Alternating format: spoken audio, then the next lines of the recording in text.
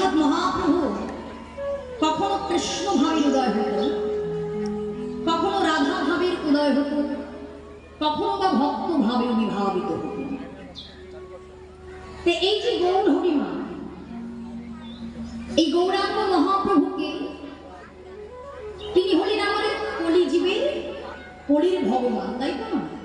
এই কলিজীবের ভগবানকে আমার শ্রী চৈতন্য মহাপ্রভু।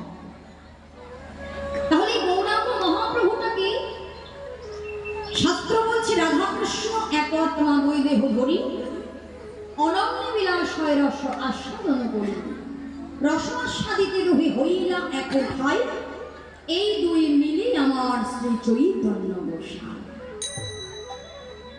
অর্থাৎ মহাপ্রভু হলেন রাধাকৃষ্ণ দুটি দেহ এক হয়ে এই নদিয়ায় এসেছিলেন। তবে ভগবানকে